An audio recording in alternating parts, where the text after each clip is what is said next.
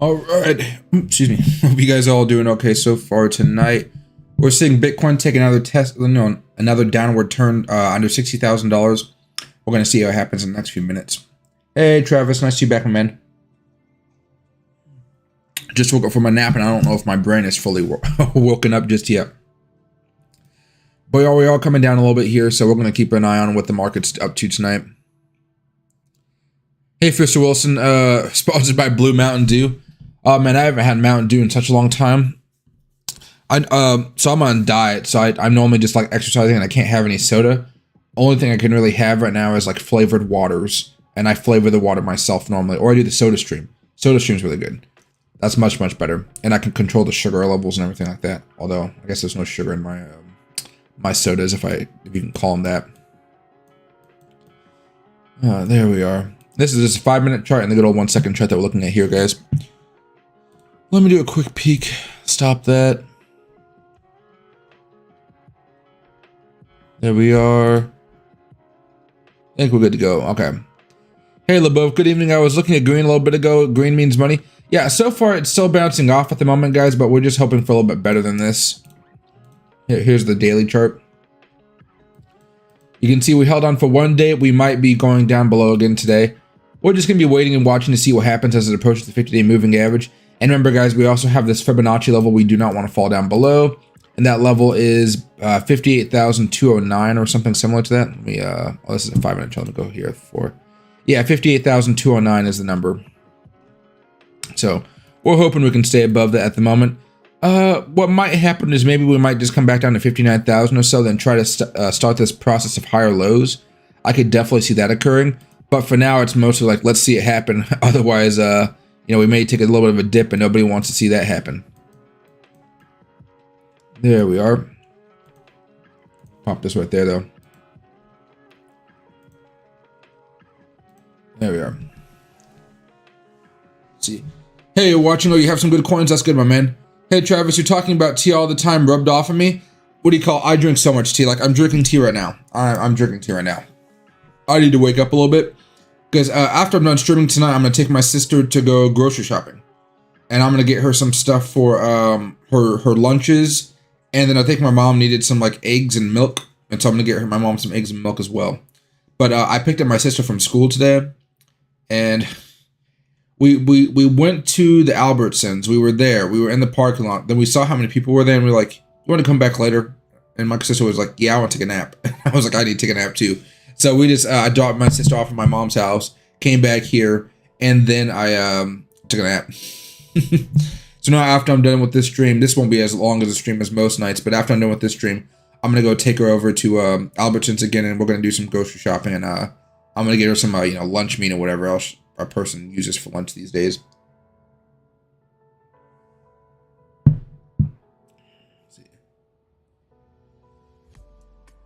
LaBouffe. Okay, I'll try to remember that LaBouffe. I'm probably gonna butcher it, but just forgive me. I'll try. I'll practice saying LaBouffe, and don't be afraid to remind me time after time. I'm fine with it. Hey, London, I sold my Doge at 28. What would be a good price to buy back in? I would say stay tuned for that answer, because if I would have a limit order for Doge, maybe around 20. Around like either 20 cents, 22 cents. Or even as low as 18 cents if we have like a sudden drop-off moment. Those would probably be my limit orders for Doge right now.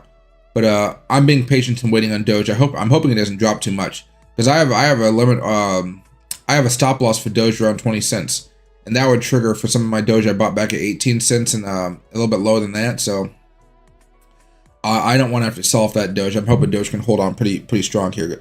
Because as much as I like Doge, I want to make sure I take some profits off of here. And if I need to enter back into an older position, I can definitely do that. But I don't want to see my Doge go down like that.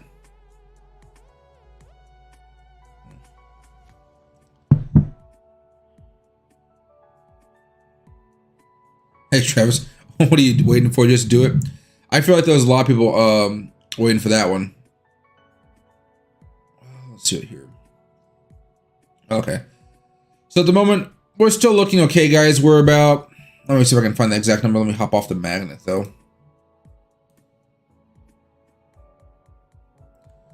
About $1,600 away from the Fibonacci level. So we do have a little bit of a comfort zone, but you can see we're starting to take a little bit of a downturn here. So this is going to be a pretty crucial time. This is what I'm hoping for, guys. I'm going to go to the 4 hour. You can see all this clumped up mess is where we approached the Fibonacci level last night. I'm hoping if we do suddenly come down or something like that, we can just start the process of higher lows. So we're starting this process right here. Higher lows, higher lows, higher lows. And let's hope for higher highs. Higher highs, you're never sure if it's going to happen, but we at least want higher lows, and that's what I'm hoping for at the moment. Now let me take off this nasty curling little motion. There we are. It was a shame because we had a good amount of volume coming in right here. Look at this. Big amount of volume right here. You saw some institutional buyers come in as well. And then all of a sudden, poo-poo, you know, came back down. I haven't actually checked out Twitter, though, in a second. Twitter's been really toxic lately with all the trial stuff going on. I'm just like, oh, I don't even want to talk about that. Everything I see right now is all toxic on Twitter. Maybe that's the norm, right? All right.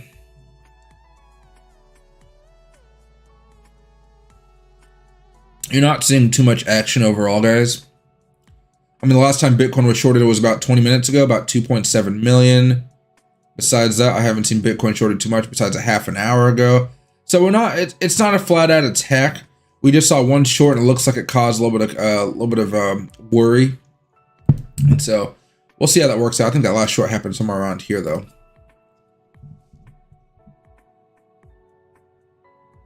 Hey, Ahmed. Hey, Travis, we all know how to say LaBouffe thanks to Evan Stevens. Oh, yeah.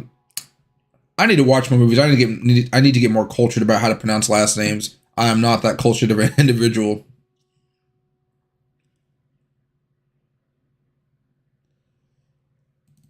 Hey, Jay. VGX. Be careful about chasing coins like that, especially. There you go. Yeah, be careful of chasing coins like this unless you were actually in here in the beginning. If you did want to buy in here, you would be hoping that when Coinbase lists it in the upcoming day, you're just going to try to ride it up to maybe $6, $7 if it does go that high. Maybe just have a trailing 10% stop loss order on it just in case it takes a little bit of a dip. But you're going to be trying to ride that momentum in preparation for tomorrow. Just the last time it pumped up, it came down and then it pumped up again. So just make sure if you are buying in right now, you're just being very cautious and you're watching it pretty closely. Maybe stay up an extra hour as you watch to see how this performs and have a stop loss available just in case it doesn't work out for you. But yeah, right now it looks fine. I mean, it does have this resistance way up here. Yeah, the next level of resistance is up here, like $5.84. So right now it's looking pretty good, especially for this curl. But just, just be aware, no, the last few times it's pumped up here. It's fallen down every time. At least now it's starting to curl back up. And with it listing on Coinbase, that'll give it enough new buyers can potentially pop in here and start boosting up pretty well. There we are. Let me take this back down.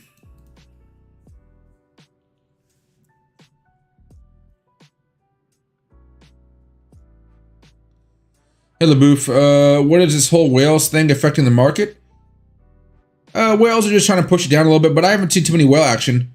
We're just seeing people selling off some of their shares. That's all we're seeing. Or coins, excuse me, selling off some of their coins. I'm gonna make sure my dog's not anywhere while I'm gonna roll over him like that. Nope. Okay. Yeah, right now this isn't too much of the doing of whales. This is just the price naturally fluctuating back down here, and we're gonna see if there's enough buyers in the market to keep us going. Let me see how the volume's been doing though. Volume is okay. Yeah, it's coming down here a little bit compared to back over here. Yeah, let's see if it holds. We need some buyers to enter the market. Not so much it's not too much of a whale problem, it's more of a buyer's problem. There we are. Hey, Ahmed, Bitcoin loves to fake it. Yes, it does. I'm hoping this is going to be some type of bear trap where they try to short it and then it skyrockets up again.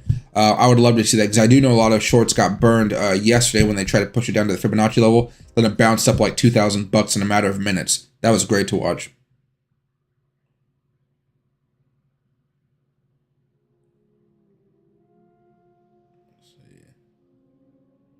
You just sold Crow if you want to rebuy it. You can definitely rebuy it if you want to. After I make a good trade, I tend not to buy back in until it's come down a pretty good amount. but you could always rebuy into it if you want to. Just be aware that, you know, if Bitcoin does take a dip here in the next like couple hours or so, that crow is probably going to come down as well.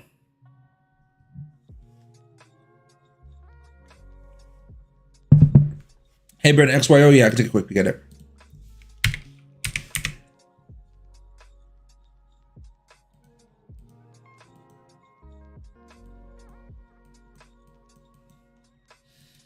Yeah, I told you guys about this falling down below the 20 moving average here.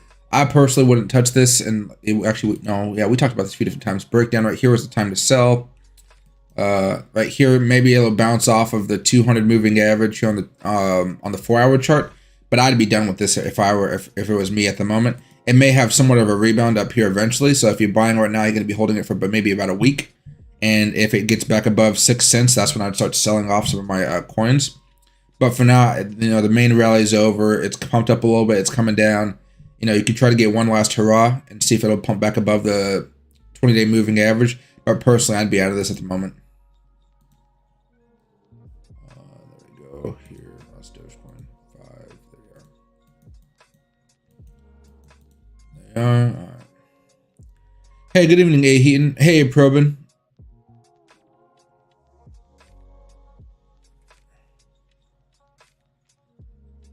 Let's see right here.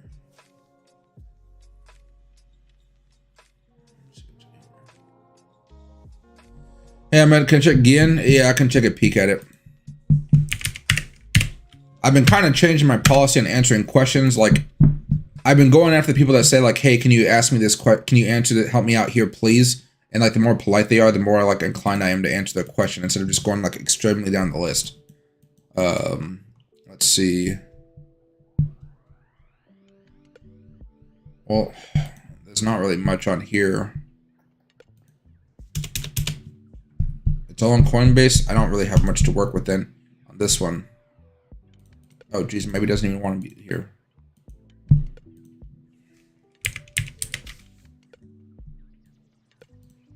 Okay. Okay, I really don't have much to work here as far as gain at the moment, guys. It looks like it's coming back down to no, not even that.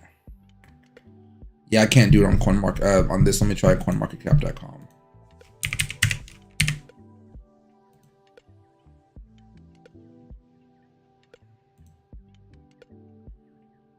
Anything on? No, it's just gonna pull up that. Okay.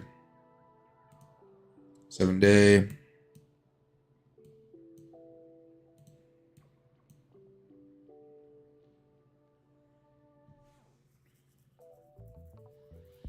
Looks like it's trying to have a short-term breakout to maybe have one little bit of a pump here. Come up pretty nicely. I would really not be in this at the moment, just with Bitcoin looking pretty heavy as it is. If you did want to take a position, you'd be looking to buy around this 18-cent level mark, and then you'd be looking to at least just sell it off at either at 20 cents or trying to get back up here to about 21 cents.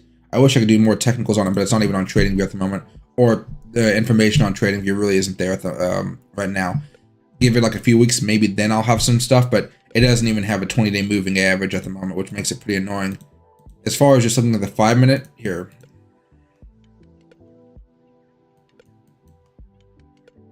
Your next level of support, if you're looking to take a position on it, it's going to be down here at about 0.022 cents. That looks okay as well. You could buy right now if you wanted to, but this thing had a clear breakdown. You can see the pennant here. Right there, breakdown. Had a chance to break out. I guess right here had a false breakout. That's even worse. So I'd be looking to buy if it manages to get back above this line right here, which it can definitely start to do. So this is an okay time to be buying. I'd probably have a stop loss down here at about 0.025 cents for gain. But I really can't do much more than that just because of the lack of information coming from Coinbase right now. It's not Coinbase's fault. It's basically, it's just so new onto the platform. They don't have that that data set up yet.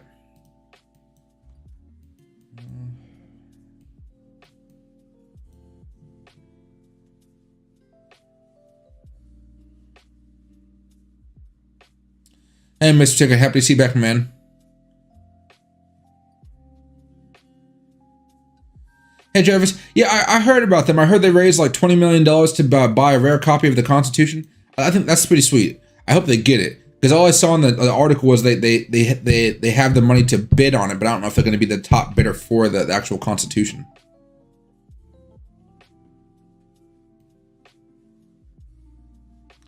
Hey, Brock, we just talked about Crow. It's okay. I'd be out of it at the moment, though, and I'd be waiting to see if I can find another a bullish pattern in it.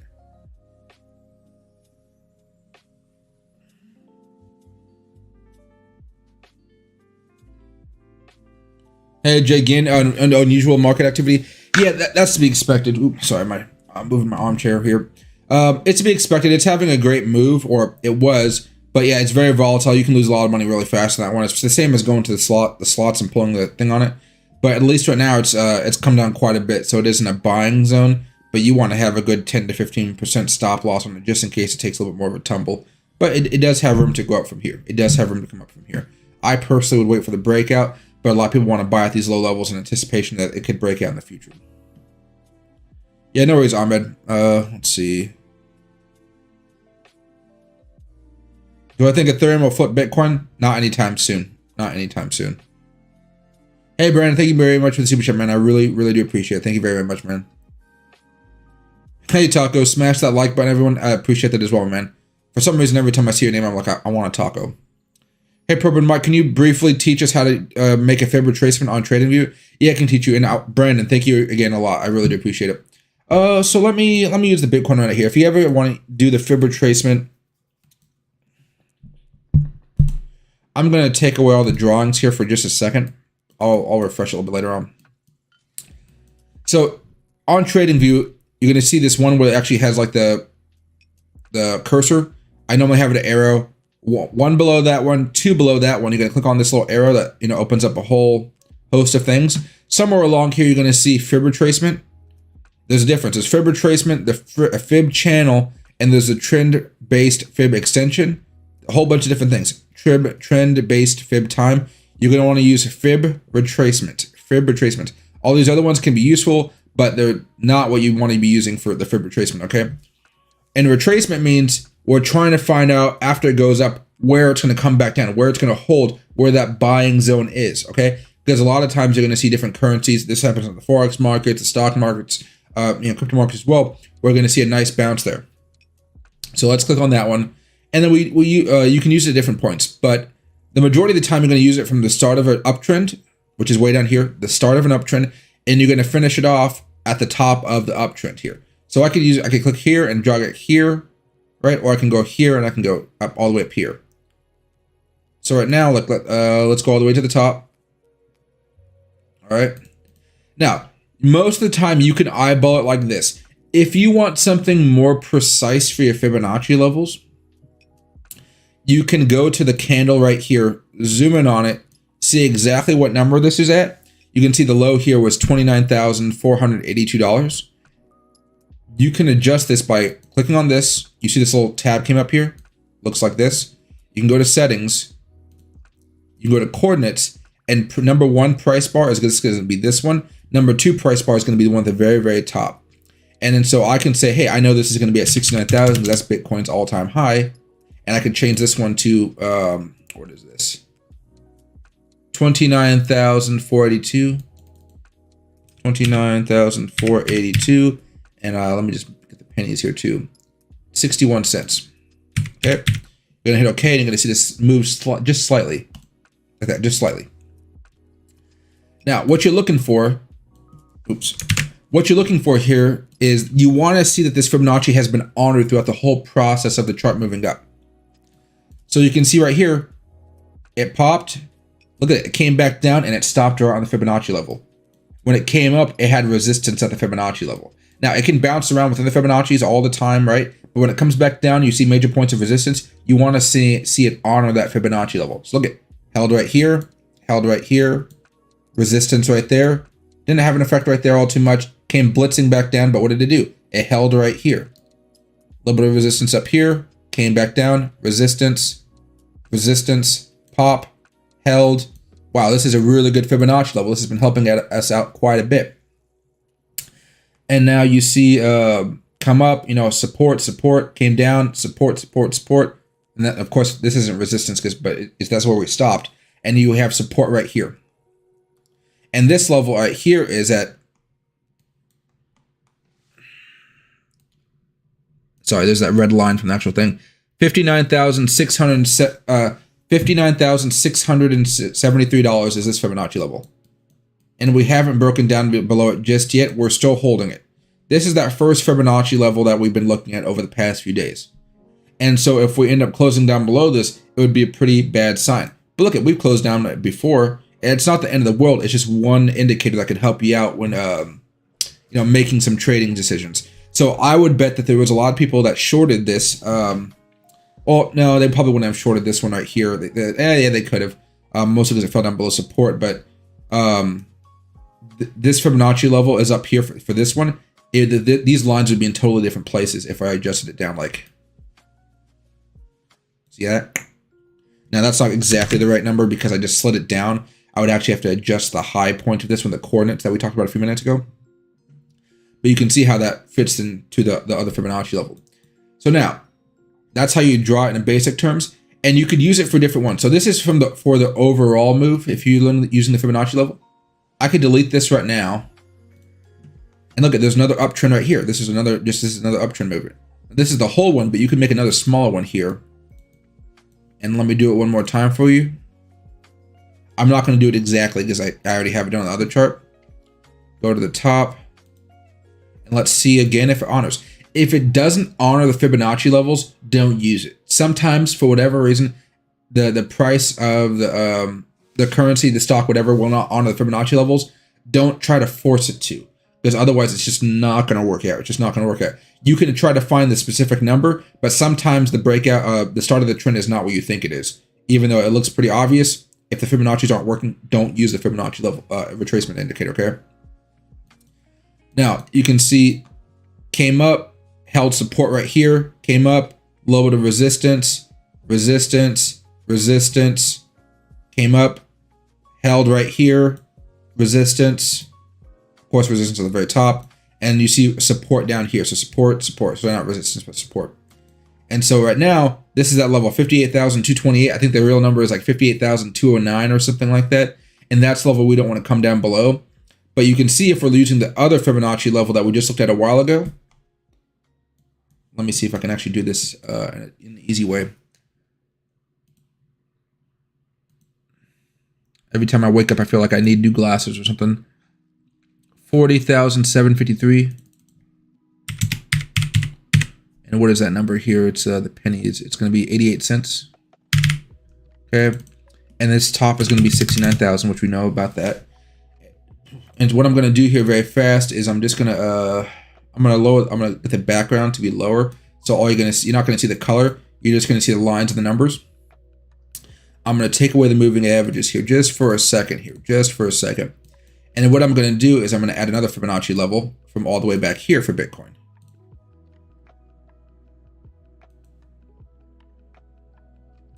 There we are. I'll do the exact one just so we can talk about it here. I'm going to go to coordinates. 29,482. I got pretty close. 482. 2. And that was for 61 cents. Okay. There we are. And then 69,000. There we go. And so these are the Fibonacci levels right here. You can see on one, we stopped here. And so far, it's been ordering both of them. For the most part, it's been ordering both of them. You see how it kind of got squeezed in here. Then pop. Stopped right there. Then popped. You can see when you add these layers together how it actually tells a pretty good story about what's been going on here in the market. So that's why I love using Fibonacci levels. You can use one or two. They both work fine. You do have these trend lines that it does show in here. See these dotted lines here? You can adjust these dotted lines if you want to. I don't use them all too often, but if you go down here to style, you can see the trend line button right here. You can click it on and off. You see how it's going off in the background.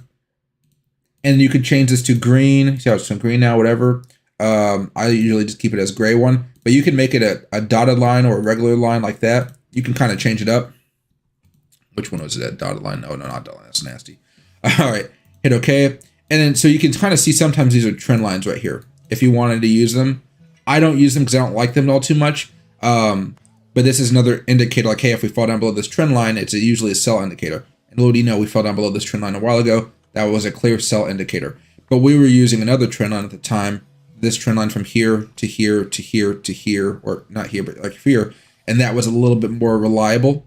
You can see if we just do this right here, see, I'd rather sell here than here. And you can use it, but there's better ways to, you know, in some certain circumstances. All right. And now what we're looking at as far as Bitcoin's concerned is our Fibonacci level at the moment, oh gosh, I hate going all the way back, is 59,673. Okay, that's the first one. I'm not too concerned about that one because you can see that we've fallen down below it before and we came back up. And the Fibonacci that was honored here on this big drop off was the 58,209 level. That's why I've been paying much more attention to that one over the past few days, right? Because this one was the one that was honored. This one got destroyed a while back, and even though it came back, you know,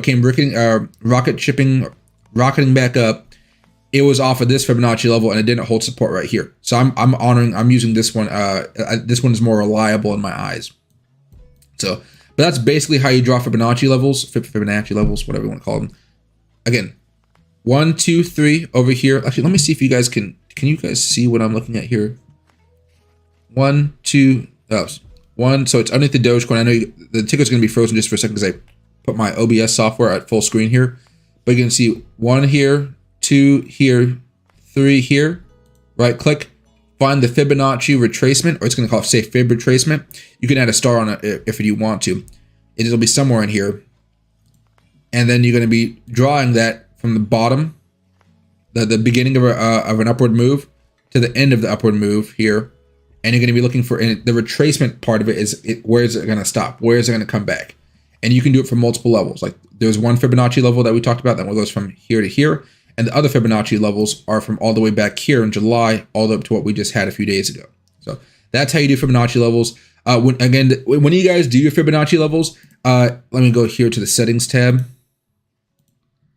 You'll notice that it'll have they'll have a background color like that. If you want to change that, just come over here to the background slider and just drag it all the way to the left. I don't like the color all too much. I keep it there just so you guys know that the Fibonacci, that those are Fibonacci lines, because, you know, if I'm zooming in here, you guys can't see the numbers, so you guys actually don't know what's happening. Are those just support lines, resistance lines? What the heck are those lines? That's why I have the color there on this chart right here. Right, so you see the Fibonacci level. I try to make it as easy as possible for you guys.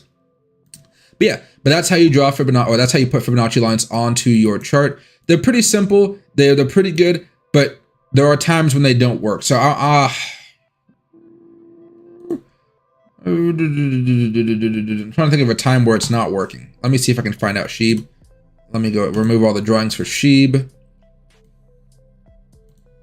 Now I don't know if it's going to work for SHIB or not. I'm just looking at it right now. Let me start from here and go to here just to see how this would work out.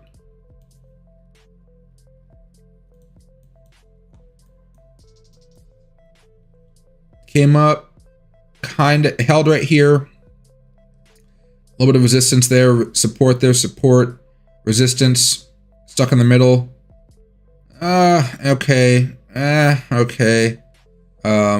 Kind of all over the place in this one, but you can see for the most part, it tried to honor in certain aspects. Now it's stuck in between those Fibonacci levels, falling down. Looks like it wants to come down another leg here pretty soon. So you can kind of see how it works out. It's not as clean as Bitcoin, but that's because this sucker went just parabolic, right? Maybe BSV. I can go to the daily chart here.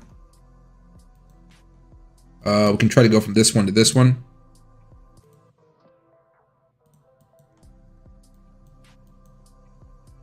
You can see it there. It's not honoring it too much, but that's part of the reason there is some of these, you know, follow Bitcoin obviously. So when things are looking good, it can just kind of go south in a hurry if Bitcoin takes a dip down. But that's what you're looking at, and you can see right now this is breaking down below its trend line, which would say, hey, you want to sell this, which I'm hoping is not going to happen because that would mean that you may see altcoins come down before Bitcoin comes down. Excuse me. And Litecoin will be the last one we talk about here. So you can see the beginning of this run all the way back over here.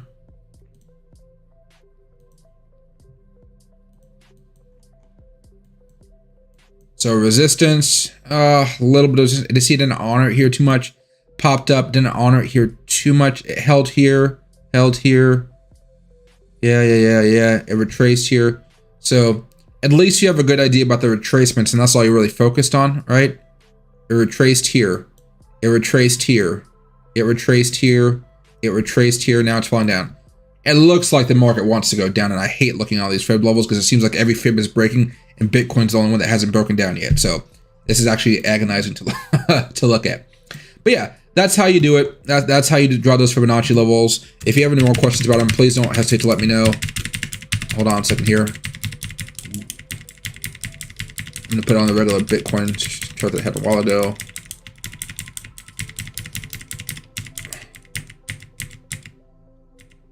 Oh my god, how many things did I do on this little tutorial for I made for you guys? I'll make a video about this, guys. I think it'll be nice for you guys to learn how to do it. Okay, there's the moving averages back.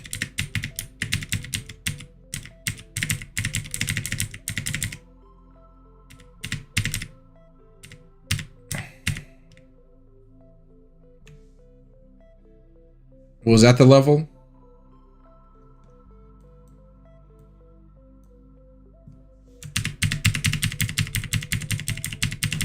I feel like I had something else to do here. Yeah, geez, I did a lot for this. Okay, there we go. There we go. Now this is that basic one that's not nearly as technical with all the Fibonacci levels. Now I can go back to the second chart here. Sorry about that, guys.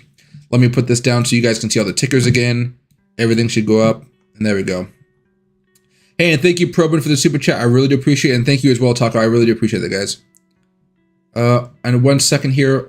Hold on, guys. Hold on, guys. Sorry, I was not looking at the messages that entire time. Let me see what's going on. Hey, Taco, Sherry wants to become a member. Can you show her how? Yeah, let me go here. If you want to become a member, there's 3 plans. I recommend the $1.99 plan. That's the cheapest one I have, and it just makes, it's just a lot easier. Go here very fast. If you scroll down towards the bottom, you're going to see, is my link not there? Oh my gosh. This is my fault, not your fault. If you're on a computer, you can see the join tab right here. Join. Sometimes you don't see it if you're on mobile. It's not your fault. It's just freaking YouTube doing its thing. I do have a link for it somewhere. Just hold on 1 second. It's in one of my older videos. Let me see if I can put this down here. Monetization, memberships. Oh, they want me to make an intro video for it.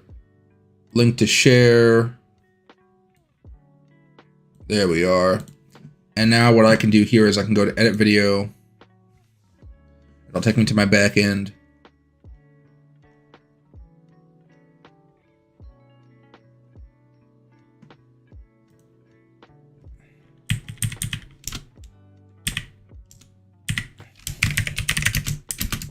Become a member today. I'll make it catchy.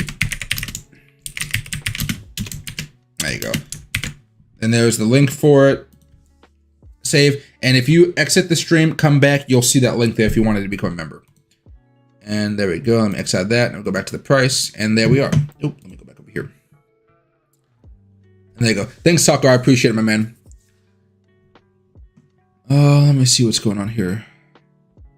Hey, no, but I'm fine about VGX. I think it's better of a long-term hold, but you're seeing a lot of stuff looks like it wants to come down now, and you're seeing a lot of stuff breaking down at the moment. So be careful if you hop into it right now. It'll probably be better to hop on into it, at least if we come back down to the Fibonacci level, to this buying level, or if we take a dip down here back down to $53,000, $54,000, that's gonna be more of the time we want to be buying VGX. Excuse me. It does have good interest though, which I do like.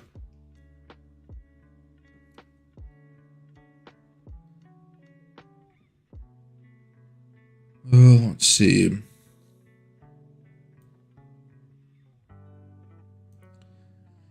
Hey, Ahmed. Mike, you're awesome, bro. I just learned something new. Thank you. Ahmed, that'll help you get out of your freaking short positions at a good time if you ever want to go long. Yeah, don't be shorting through the Fibonacci levels. Usually you want to exit your short right above them, like a couple % above them, because you never know when it's actually going to stop. But yeah, it's a good level to find out where you can start your long positions if you wanted to. And again, Fibonacci's are not always right, but when they are right, use them. So what I mean by that is you're going to see some coins, some stocks, some securities where it's not honoring the retracement. It's not looking good. When that happens, you don't want to be using Fibonacci's as, you can trade the stock, don't get me wrong, or the currency, but you don't want to be using those as a indicator for your trading.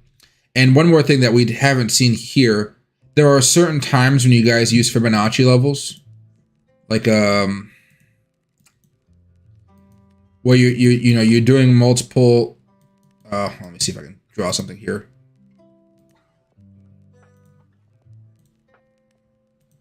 I know I'm not going to probably find one here, but this is just an example.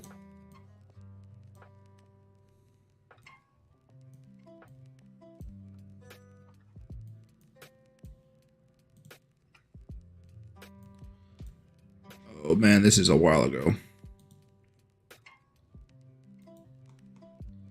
Where you're doing multiple trend lines, or multiple Fibonacci levels, and you find a few lines exactly line up at the exact same spot. That's like a super fib level where it's like a really strong support level. And if it stops there, you can go really heavy on it. You can see right now there's no such thing here. I mean, there's no triple line, where all the lines are meeting.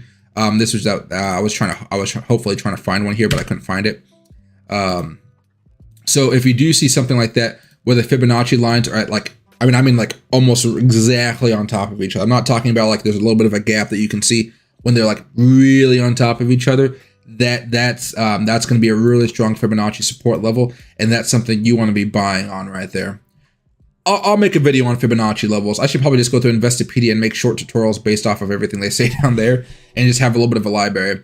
But remember, Ahmed, I'm starting a website here. I'm probably it's going to take me months to finish it off, but it's going to be a mini version of Investopedia, but a little bit more spoon-fed about how how to use it, and I'll have my videos on there too, which will make it a little bit easier for you guys as well. And then what I'll have maybe a little chat discussion thing on the bottom of it. So if you guys have any questions, you can ask there. But most of you guys are probably just asking the YouTube video itself. There we go. And right now you can see that one of those Fibonacci levels. Just for the little shits and giggles, I can do this for you guys though at the moment, since we're just using this as a 5-minute chart. Let me do this. Let me go down here. Let me redo this. And let me use this level of coordinates. 69,000, 29,000, 42. I got pretty close. 482. And what is that? Pennies 88 or something like that? No, 61. 31, 61. Okay. Okay. So if we go to the 5-minute chart here, you can see we're at this first support Fibonacci level. We've fallen down it many times before, which is why I say I'm not using it. That's why I'm telling you guys about this one here, and that's why I haven't done this one. But we are at this Fibonacci level right there.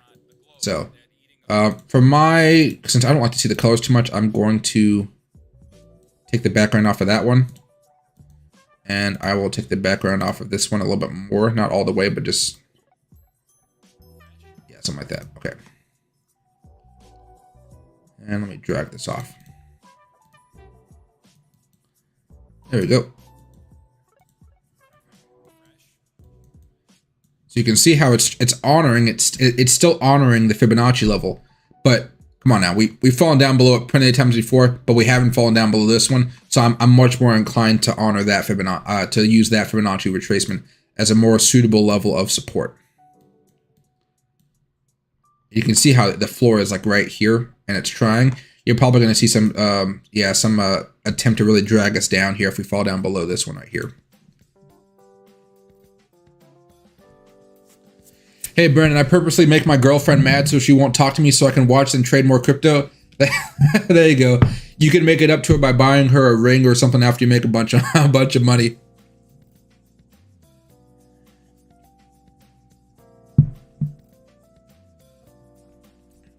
Hey, Oxy, you should be trading live, not talking about it, then you will know. I mean, I tell you guys when I'm buying pretty often. I tell you guys when the buying zones are. I don't actually active trade because most of the time people don't, well, first of all, I'm not a financial advisor. And second of all, it's worth it just for me to say, hey, I'm buying right now. You guys can buy too.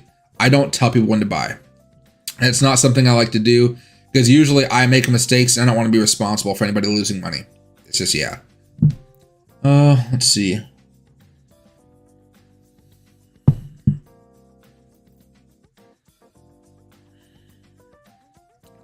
Hey, Freddie, nice to see you back, man. Great work, Michael. I finally understood fib levels. Remember, that was fib retracements. That's for the retracements. There are multiple fib levels out there. I'll make videos about them, but that's how you use Fibonacci levels. They're pretty darn useful. They're pretty darn useful. And you guys can use common sense to see how useful they are by just going back a little bit and saying, was this Fibonacci level honored? Was it a good support, or did it come back down below it? And then, you know, you guys with the gist of it. But yeah, I'll make some tutorial videos. You guys know I've been busy with family stuff here over the past few days. I took Loki to the dog park today, though. He had so much fun. I'd never seen him have so much fun in my life, even with me. Like, I can play fun with him and like all the, you know, like rawr type of stuff, but he was just having fun with other dogs and just like going berserk. Hey, Ahmed, SHIB's chart looks boogie. Yeah.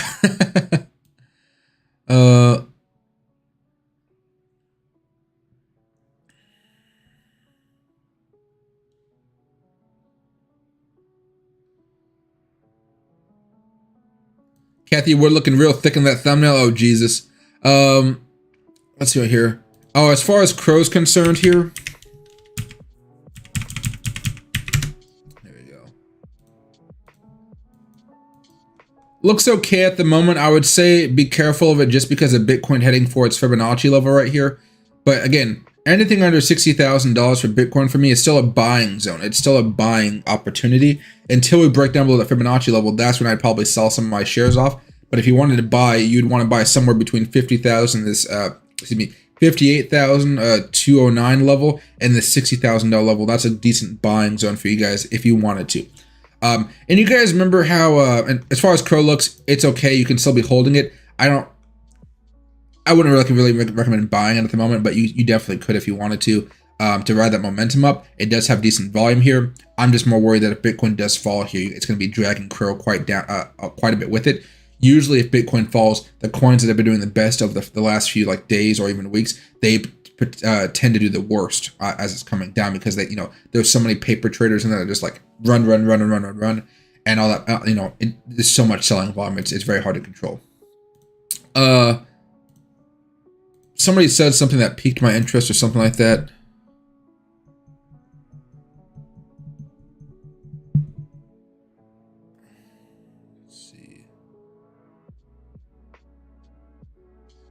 Sure. Okay, I forgot what my train of thought was here.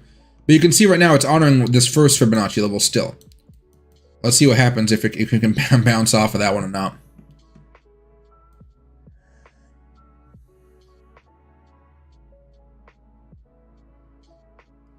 Hey, Brock, I can see a big dip. Crow at the moment has had a nice run. It has had a very nice run. It's at the mercy of what Bitcoin's doing at the moment. Bitcoin is testing out its first Fibonacci level right now. This one, it's okay if it falls down below this one. This is the big one where you don't want to have it fall down. This is a last-ditch effort for a support right here. So what I'd be hoping for if it did fall down below this level is that by the end of the day candle, which is 19 hours away, we can close above this sucker. But usually if we're falling down below this one, there's going to be a lot of momentum bringing us down. So it'll be a little worrisome if it does happen. But we would still have about, you know, maybe 18, 17 hours for it to try to come back up because we want the candle to close above this level. But I mean, if that does happen, whoosh, oh, whoosh, I mean, you're going to have limit orders down here ready to trigger, but it's still going to be, it'll bring down altcoins quite a bit. You can already see altcoins taking a turn right here after they were doing pretty well a few hours ago. I mean, I'm pretty sure some of my my trailing stop losses have already triggered here because of this little swing that we're seeing right now. There we are.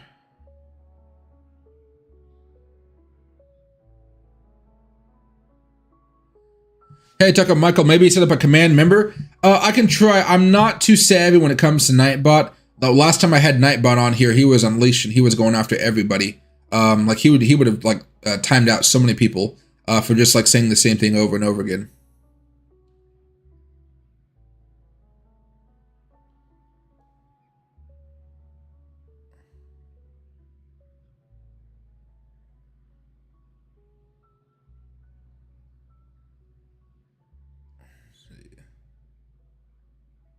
Yeah, oh, I'm looking at some messages. Yeah, I just did Crow. You guys are fine.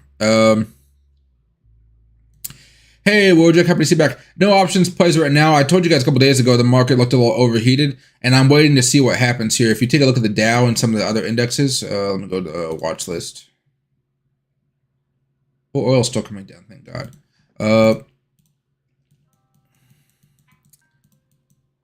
We now have a trend line here for the Dow. Looks like we want to come down a little bit. We're breaking down below the 20 today. We may have a good day tomorrow, but I'm holding off on buying any options at the moment until I see another potential breakout. You got to be more careful right now because you want to be buying on these breakouts because the market is kind of fluctuating all over the place. And we have earnings this week, and it looks like earnings are okay. The guidance isn't looking so hot. People, I think the retail companies are starting to realize that inflation is affecting how much people are going to be able to spend during the holidays on their products because of supply chain issues, first of all, and the fact that the money isn't going as far as it once did just a few months ago. On the other note, though, guys, oil's coming down. Yay, lower gas prices. Like, it's coming down pretty nicely. Bitcoin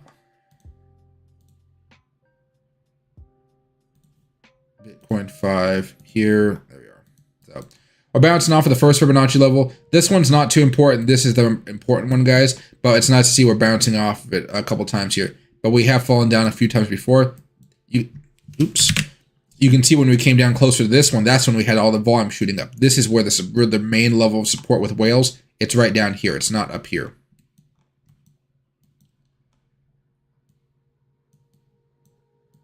There we are. Hey, on time. That's a good joke for sure, though. I already knew people were going to be asking me that.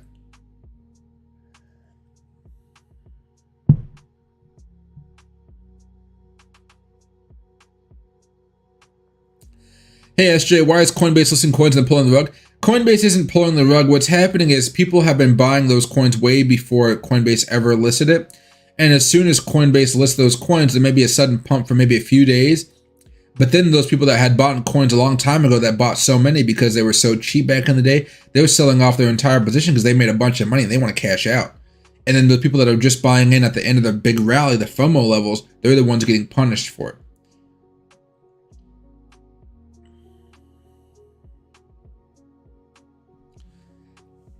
Hey, LaBeouf, explain shorting cryptos. Oh, shorting cryptos isn't too complicated. So, let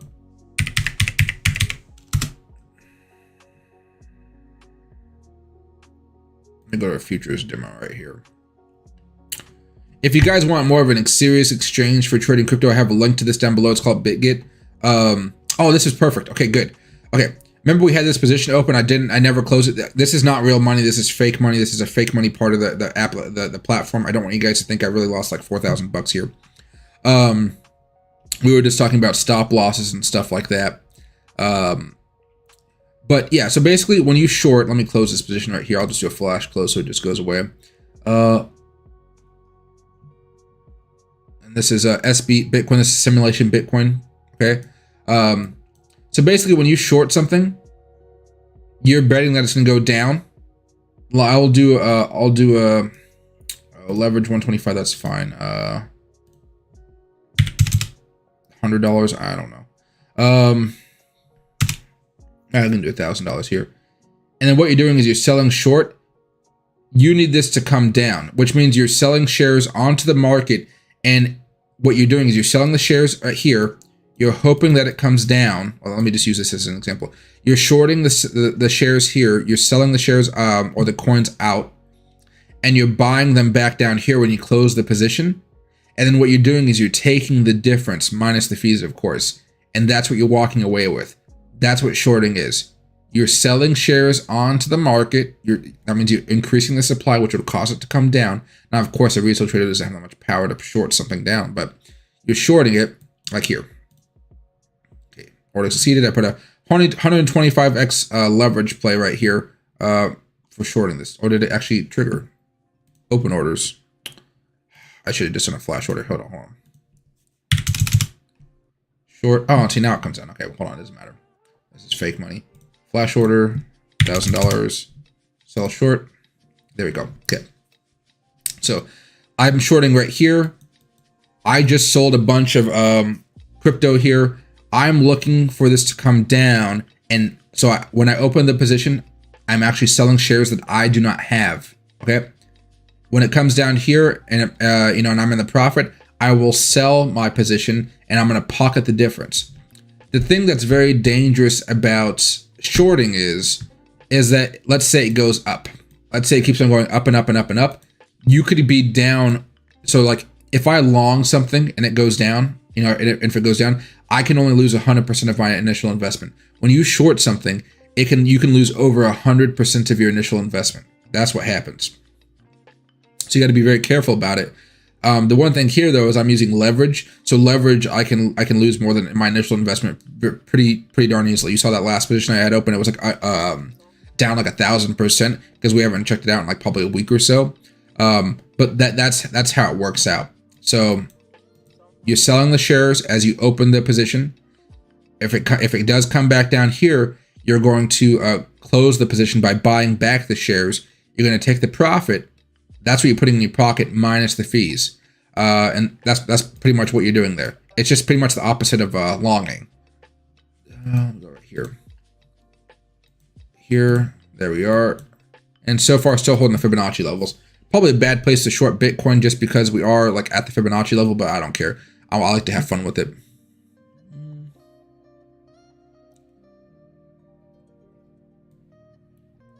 Hey, no worries, Freddie. Happy to help out. Let's see here. Hey, Prince. I'm not entirely sure how to do a TradingView dashboard, but I can try maybe over this weekend sometime. I'm building up a new website here pretty soon that gives you guys a lot of basic tips and whatnot, so you guys can kind of check on it if you guys ever need help. And I'll be making some good detailed tutorials for that one. Maybe stuff about like the Fibonacci levels, how to use all these crazy tools on TradingView, and maybe I'll just do a short 5-minute video for each tool here. Some of you will probably never use, like the pitchfork or the GAN box, but maybe some you will. Excuse me. I mean, there's some of these I've never used, like the fib circles. I've never used fib circles in my life, but I'll learn so I can teach you guys.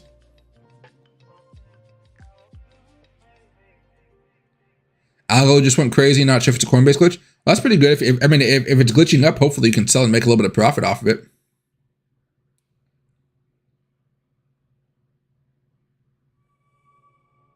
Hey, no worries, Sherry. Happy to help you out. Hey, Ty, you can short Activation Blizzard if you wanted to, especially as the market's coming down here a little bit. Just be prepared for if the market does break out here the next week or so, that I'd get out of that position pretty quickly. Let me see.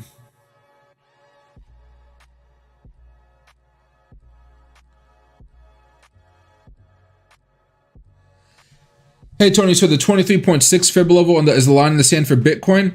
Yeah, right now we're looking at this one. I don't know the exact number of which one is because I'm looking at too many fib levels here. 0.382 level right here. Not this one. Not this one. The 0.382 level down here at 58,209. You can see if I go over here to the 30-minute chart, we've fallen down below this one quite a bit of times. That's why I'm not honoring it too much, but we held on to it a few hours ago. And that's the only reason I'm using it right now as well. This is another opportunity for us to hold, but the main one is down here. The main one is right down here. So this one's short term. Yes, we want to stay above this level for sure. This is a good level.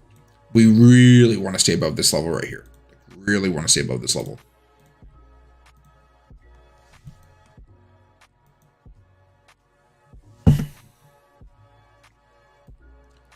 Hey, Sherry, we are not in a bear market. We are not in a bear market. Here, I'll show you something very fast, Sherry. So this has been one long bull market. We had a little bit of a correction here, but it's still a bull market. From, when is this? September 7th to September 21st. Oh, no, excuse me, to September 29th. Bitcoin came down about 25% or so. 25% or so, okay? In 22 days. And we saw it booming up afterwards. Right now, Bitcoin has only come down 13%. 25% is all the way down here at the trend line. Let's hope it doesn't do that. It can, but let's hope it doesn't. But then we can go boom again. I could definitely see that happening where we bounce off the trend line, break out above here, and then go boom. But I mean, this would be a pretty depressing like couple weeks here. People are going to be so sad to be like, oh, should I sell all my crypto over and over again? So that's what we're looking at right now. But we're not in a bear market. Overall, we're still in this beautiful uptrend right here. Beautiful uptrend right here. We are a little overextended from this trend line, but the last trend line we actually had here was like there or there if you really wanted to go that steep, which is a good selling opportunity, but most people wouldn't have taken because they wanted to ride it up a little bit longer. You could have sold right here, but most people didn't do that. And you could have sold right here, but I mean, most people are going to be using that trend line right there at all.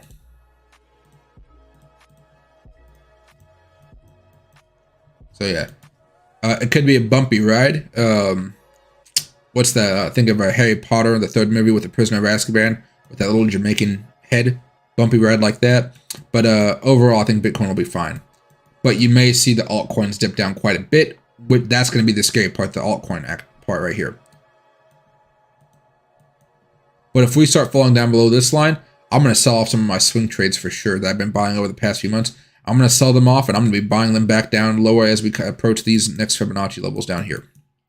So buy zone over here if we do break down below here. This buy zone, as you see, from 53,000 up to about 54,000, maybe even 55, maybe even $56,000. This is one large buying range right there.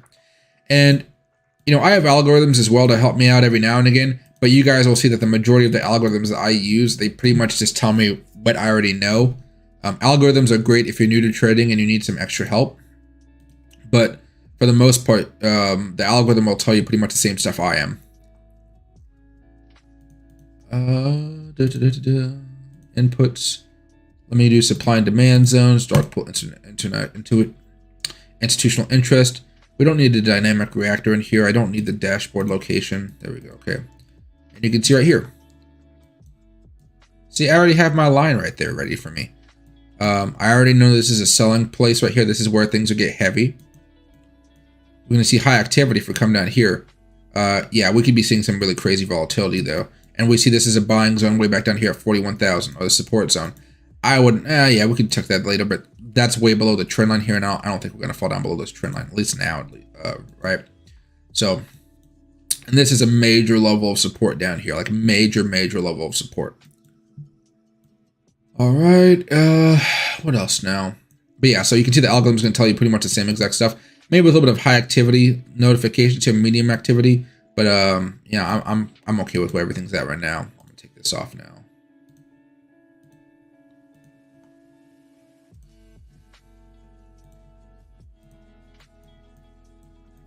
There you go. And barely holding on to the Fibonacci levels right now.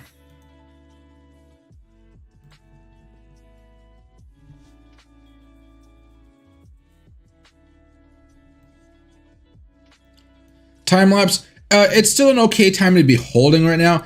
We really just want to stay above this Fibonacci level. I've been accumulating coins in this buying zone over the past few days.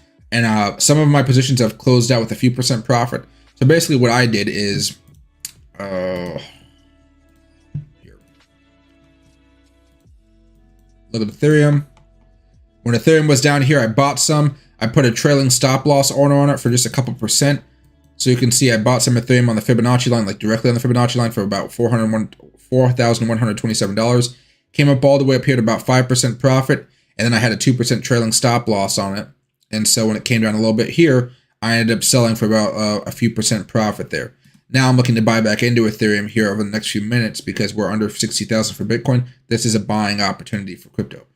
It's just a scary buying opportunity because we're on the verge of breaking down. But if we don't break down, this is going to be the best price you can buy crypto at for a few weeks. So, you know, there's risk here, but it's risk I'm willing to take. There you go. But you see, Ethereum is at its Fibonacci level 2. You know, it's retracing pretty nicely to it. Held so far. Has room to come all the way back down to $4,150 again. So Ethereum has a little bit more room to come down. Retrace back here. And then you see the moving averages up here as well. So there we go. And there we go. Now we're falling down below the fib. And let's see how this reacts to it. We're still trying to hold. We're still trying to hold.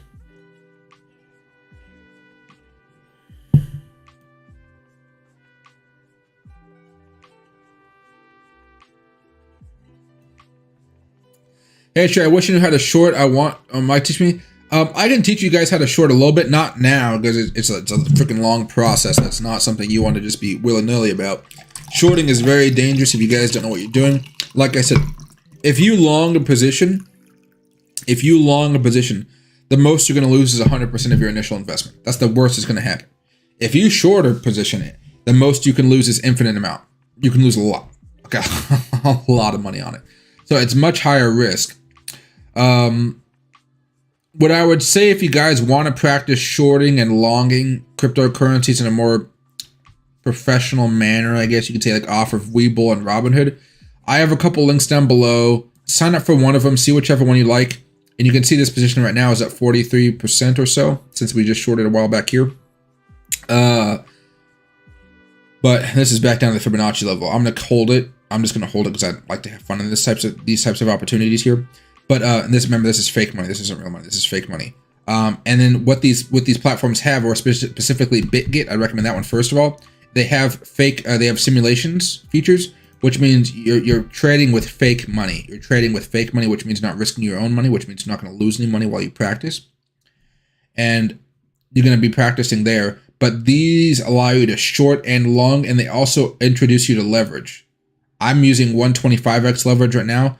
You guys should use 1x leverage until you understand what leverage is, then move up to 2x leverage, then the 3, then the 4, then the 5, and you should cap yourself at 5x leverage for probably a couple months until you get used to it and make consistent profits. And then maybe you try to move up to 10x leverage, and then maybe 25x leverage.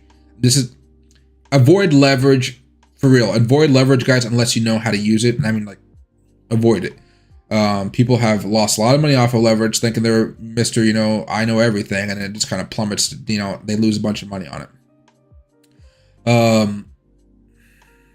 But yeah, I have a link down below. This one's called BitGet. I think it's one of the top links I have on the description. Sign up for it. You don't even have to put any money in there if you don't want to. I mean, I'd recommend putting money in there just to kind of trade around with if you wanted to do some long positions.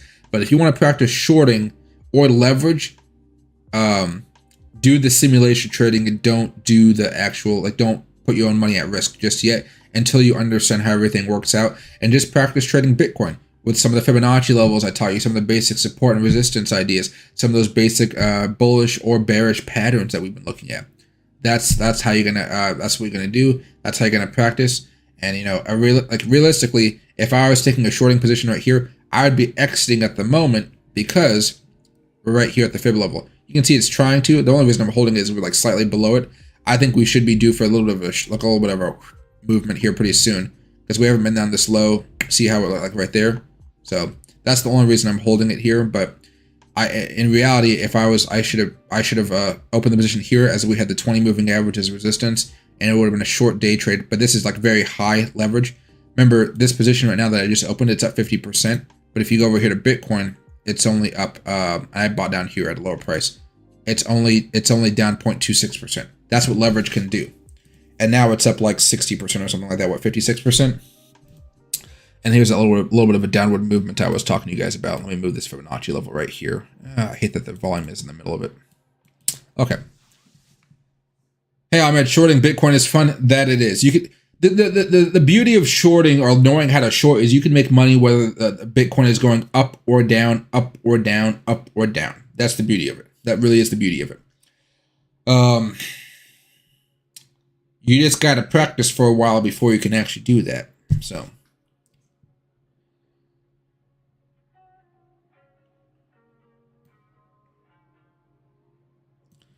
Hey, Probin, let me know if you need help with website design. I'm a UX designer. That would probably be very useful because right now I was just looking at Squarespace and they don't have anything that I know how to use. So, what do you call, Probin? Message me on Discord and I'll see if I can figure something out. It's going to be a slow process here. That'll take a while, but any help would be greatly appreciated. And, I don't know how much people charge, but I can definitely toss you a few $100 for helping me out because I need it.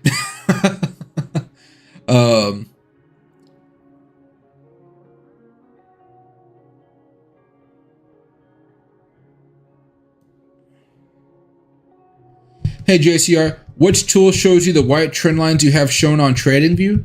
The white trend lines.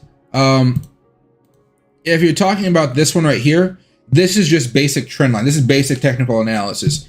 What you do to put a trend line down is you find a low point on the chart you're looking at.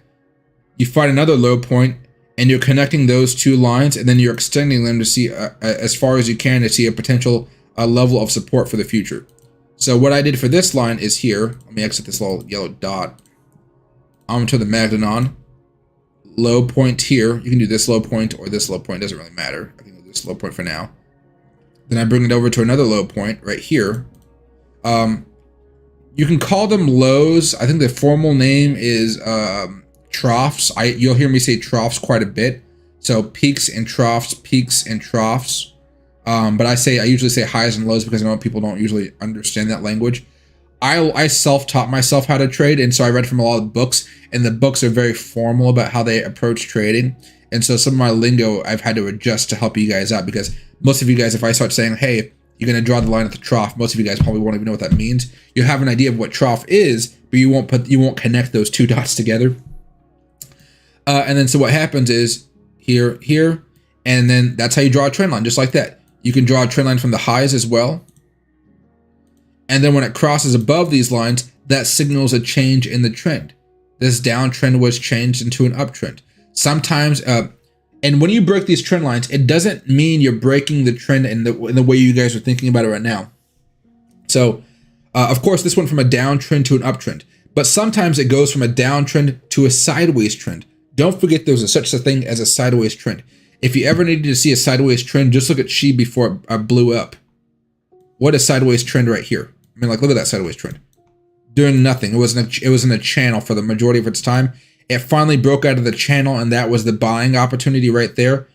We did technical analysis back on this in January, July, like a while ago. Now, nobody listened to me, but, you know, yeah. But here, I'll show you what I'm talking about. I'll go back over here to the 1 second for Bitcoin very fast.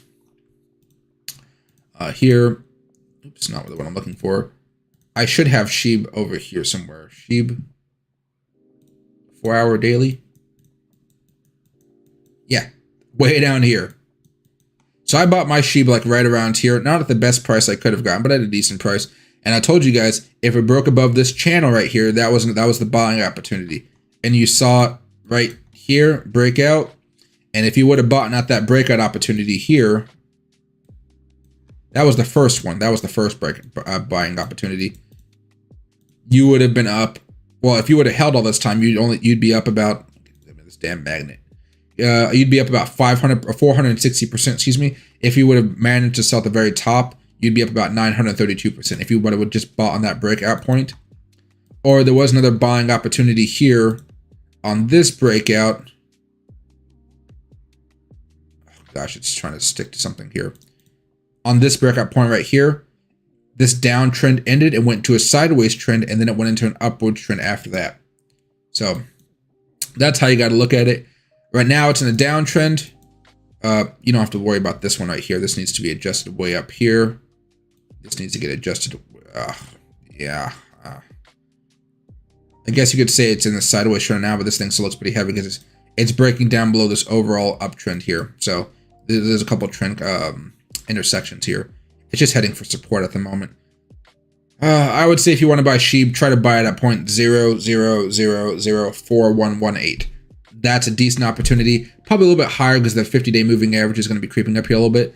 But SHIB does not look in any way worth buying at the moment. All right, here. And even though it actually held up to the Fibonacci levels quite well, which is surprising to me because this thing was freaking volatile. I'm like, volatile. All right, back over here to Bitcoin, 5-minute here. Playing around with this. Oops, did I do something I wasn't supposed to? Nope, okay. Playing around with the Fibonacci level at the moment. We'll see what happens here. This one's not too important, but this one is. And you can see, even though this is messing up here on the 5, the 15, it should be pretty solid. Yeah, the 15 is it's still holding barely. We have another 5 minutes. We'll see how this reacts to it. But this Fibonacci level is in a little bit of pickle. This one's still safe for now.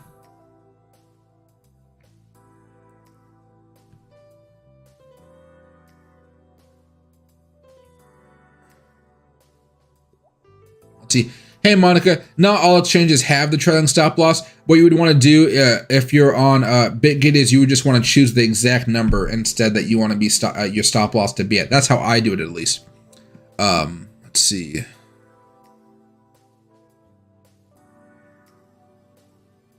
What am I missing here?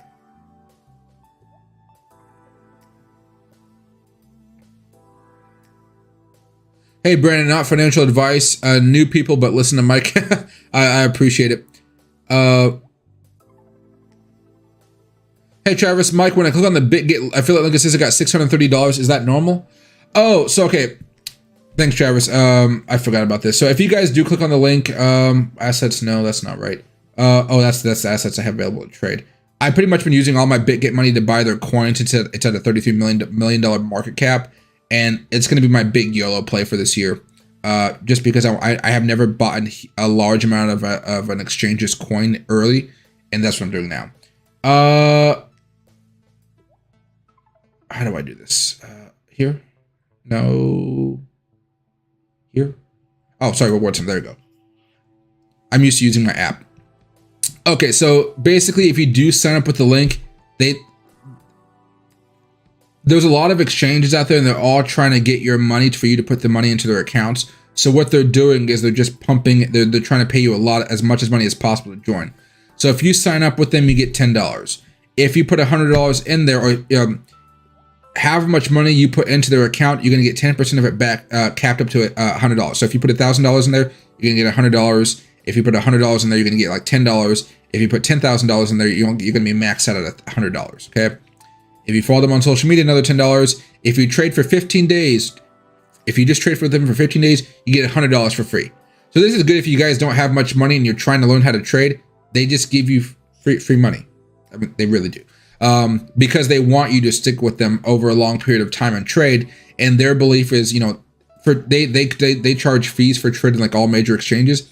And those fees over time will justify them giving you this free money because, you'll eventually pay it back to them. But you'll be making money trading, so you're not going to really care about it. But that's their business, so that's their mindset. Same with Binance, KuCoin, whatever, Kraken, whatever the app may be or the website may be. But if you just trade for 15 days, one trade for 15 days, you get $100.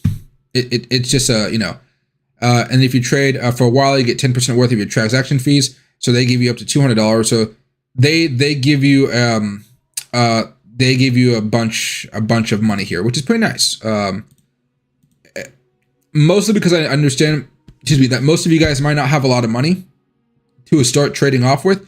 So you might not get the full $630, but most of you guys could get about $400 just by going through the basic setup process with them and then trading for 15 days. It's important to trade for the 15 days. So just make one trade every 15 days. It could be a regular trade like you're shorting or you're longing. Again, if you're new to trading, don't short, just practice longing. Or if you want to, what's the other one? Just do spot trading, you can do that one. Or if you want to do the simulation, you can do that one. But simulation trades won't go into that like 15 days of trading thing. So be careful with that one. But yeah, I mean, I highly recommend them. I use them myself. I like them a lot. I've been using the wallet quite a bit. I do like the wallet system. But it's ultimately up to you guys, but I just like it. I recommend it, especially for the simulation trading. I know a lot of you guys want to practice trading without risking your own money, so it's a good way to go. Hey, Freddie, it's on BitGet. Here, let me I'll show it to you guys so you guys see the exact link. Now, I have a couple links down below, but the big one is BitGet here. Oh, I was sorry, guys. I always forget that my head's in a weird angle. It's right here, the BitGet link right there. This is the one I'd personally recommend. FibMix is very good too. I know people that love this one. I have a few of you guys that really love FibMix, but BitGet is what I personally like to use. And it's available in the United States. If you know anything about the United States, it's so hard to get a freaking crypto exchange over here. There are a few, but it takes a while for them to, pass the muster of all the regulation and bull crap over there. But that's the link right there. I highly recommend it. Free money. I mean, everybody likes free money. And they are heavily trying to pay people off right now. It's really nice. Hey, Ahmed, I agree. Shorting and longing isn't easy and leverage is very risky. Oh yeah, leverage is super risky.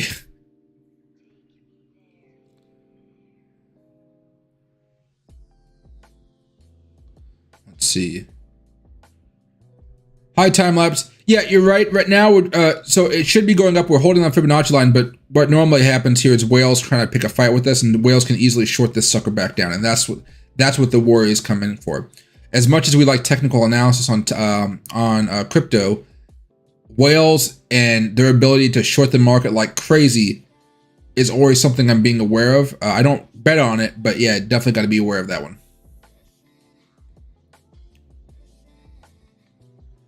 Hey, Ghost, happy to see you back.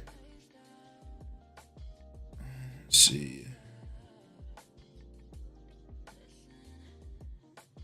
Hey, Lower Scratcher.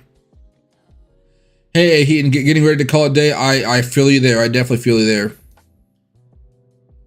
Hey, T, right here from CPA. Nice. Hey, go $630 SoCal. Yeah, so if you guys find newer exchanges, they are really pumping up hard right now to give you guys good opportunities to make money. I mean, BitGet is in Singapore. They're backed by a whole bunch of money, and that's why usually when you're backed by a bunch of money, I trust that the money is going to win out. That's one of the reasons that I'm buying up their coin. Like go to spot trading. I've been buying up a lot of their coin right now. For two reasons here. For two reasons. I bought a lot yesterday just because it dipped a little bit, and this usually takes a little nice dips here. But more importantly, this only has a $33 million market cap. Very, very low market cap, which means it can go into the billions one day. And if that happens, this will go up hundreds and if not thousands of %. And that's why I'm buying it here. It will go up slowly, but I'm hoping it'll do just fine.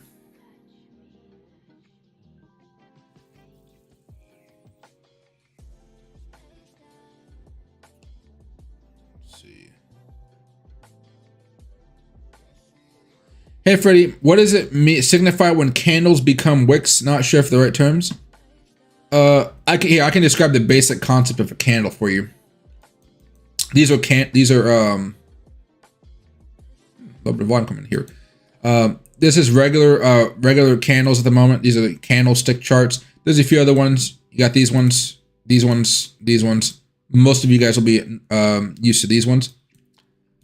So on a green candle, it means that the top of the candle, but this is the body of the candle. This is the top, bottom, but this is the body of the candle. When it's green, it means that it opened down below and it closed above where it opened. Okay. The wick signifies how high it went up. Where the body stops, though, is where the price actually closed, and you can see how it moves on from here to this new opening. On a red candle here, if it's red, that means it opens up at the top and it's closing at the bottom. The wick signifies how high it went up within the candle's time frame. This is a 5-minute candle. Within 5 minutes, it went all the way up here to $60,095, and it came all the way down here to $59,709. But within this candle itself, the body, it opened right here. When this time frame ran out, right when the 5 minutes was up, it opened right here, and it closed right here. That's what you're looking at. Go, and you're seeing right now we're just running into the 20 moving average on the 5-minute chart. That looks like the hiccup at the moment. If it pops above this, it might be worth taking a little bit of a long position though for a little bit of fun. Let me get rid of this thing right here. Demo. Close this one here if it'll actually close. Oops. Oh, it actually tells you exactly where you shorted too. That's kind of cool. I haven't used a simulation one in a while, so it'll tell you where you open the position, and it'll show you where it's at now. You can see it's come down a little bit more, but it's just coming down here a little bit more. I'll keep it open. I don't really mind. This is fake money after all. I'm not, too scared to lose fake money. There we go. But that's how candles work. That's what you're talking about. The wick is just showing you how high it went, but the body is what's most important. There are candles where it actually doesn't even show the wick. I think there are actually traders out there that don't even look at the wicks. I'd like to look at the wicks personally because it shows me how far the price really got up to before it was pushed back down. So you can see it's been testing out the 20 moving average for the last few minutes, right? And then it looks like it wants to break out above it. Broke above it once, broke above it twice. It wasn't able to hold above it, but it did get above it. It did get above it. The other candle bars up here. This is a little bit more confusing here. On the red candle, the price opens here, closes here. On a green candle, the price opens at the lower point and it closes at the top. You see the wicks right here with his long candle bars. These little wicks right here. But most people don't use these because, come on now, these just look annoying, and there's a lack of substance in these candles I cannot abide by. The one candle that I do use every now and again is the area candle. Area candles are pretty nice, or the area chart. It's not really a candle, is it? But you can really see how high you've come up in such a short amount of time, right? And it helps you really. This helps with me with FOMO. So if I'm feeling like, oh, this is going up and I need to see what's happening, I take a quick second to see what it's like on the let me get rid of all these drawings. It helps me see how fast we moved up and how it may need to cool off a little bit here. So that's what I'm seeing at the moment. And you can see how it's testing at the 50-day moving average here. But these help you see like, whoa, this is not a good example here. SHIB is a good example. Whoa, there's some FOMO behind this. Maybe I shouldn't be buying all the way up here. Look how much it's gone up in just a amount of time. It really shows you how fast everything's gone up. And here, oh wait, I made a mistake, hold on. Not with anything I said, I just got rid of the Fibonacci levels, which I need desperately here. There we are. Back to the candles, and there we go. All right, we're seeing the 20 moving average on the 5-minute chart squeezing down on top of the Fibonacci level right here, and we're gonna see which one wins. You would expect the Fibonacci level to win because the moving average is not too important here. It's only the 5-minute moving average, but I've seen crazier stuff happen. There we go.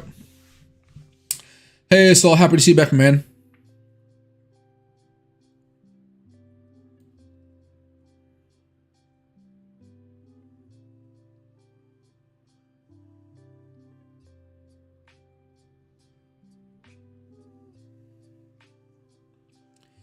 Hey, Monica, how do you protect your profits in BitGet? Well, there's plenty of ways to do that. So BitGet has a stop loss feature, but it also has a feature where it says take profit. So let's say I'm up 35% at the moment. You see a stop loss right here. If it goes down, if it goes down a certain amount, I don't know what number I could say. Like, let's say this is a short, so it's gonna be the opposite. Let's say Bitcoin goes up, my position goes up 20%, right? Or it goes up 20%, which means I'm losing 20%, if that makes sense, because it's a short. Then I can say if it goes down that 20%, or my position goes down 20% from here, I'm going to sell 40% of my open position. I can hit confirm, and when I hit confirm, it'll put that stop loss order in there. Now, if I hit take profit, I can hit a take profit price. So right now, Bitcoin is at $59,642. Let's say I take profit at, again, since it's a short, I want it to be lower. You can see the current price is right here. $59,600. Let's say it's just 600. Okay. And let's say if that happens, I sell 20% of my position. Now I'm going to confirm that. And then if it comes down to $600, remember I have a total amount right now of 1.76. 600, it's testing it. Now it just went from 1.6 to 1.43 because I'm in the profit now. My profit rose to that level, and now I've scaled out of that position just a little bit here. That was a pretty good example. The chart worked out just when I needed it. I needed it to. And now I have 80% of my initial investment ready to go, still in here, making me money. But now I've locked in the profits of those. And so you can see the unrealized profit is $275, $280 now. But the realized profit, instead of 0, now it's up to 87. So I've locked in $87 of profit as of the time that trade closed off right there. There we go. And then since we're still testing out the level here, we're still trying to break above the 20, I can keep that position in. And maybe I want to say I have a stop loss in here just in case. But right now, we're still fighting around with the 20. And since I've locked in some profit, I can definitely just, and I started shorting up here. I can definitely give this a little bit of extra time to work its magic and see if it comes down a little bit more, or if it decides to pop off from here. There you go. Hopefully that helped. I know it can be a little bit tricky with BitGet. There's a learning curve when you sign up for that one. I have to admit that one. Oh, Ahmed's giving a pretty good explanation as well.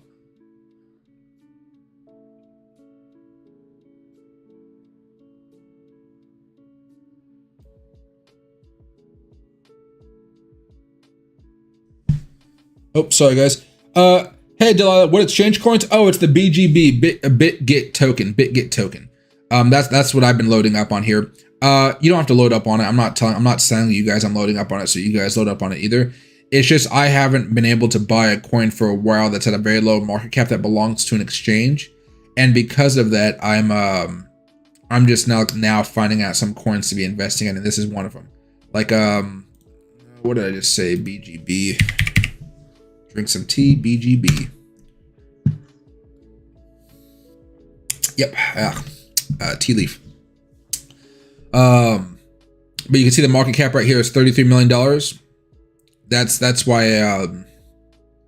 I'm investing in it. So if it goes parabolic in the future, it'll be just fine. Remember what I told you guys about Dogecoin yesterday? When I bought Dogecoin, oh not Corgi, Doge. Oh geez, here Doge. When I bought Dogecoin market cap, the market cap for Dogecoin was way over here at like around $300 million. Okay. And then it went all the way up to 88 billion. That's like a crazy number. I don't know if it's going to get up to 88 billion anytime soon, this BGB token. But even if it just comes, up to $1 billion or so, I'm going to be looking at some freaking fantastic profits. Like, let's say 11/5/2020. Let's do this here. See how it's bouncing. This is about to make a move one way or another. Bitcoin is. Watch the second chart here. What was that number I said right here? 10/20 October 22nd, 2020. Let me just do this. October 22nd, 2020, April.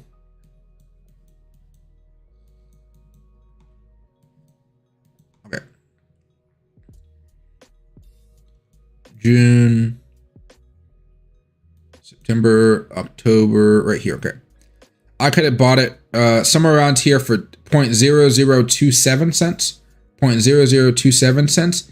And then let's not even say we got up to these like the $9 billion market cap or anything like that.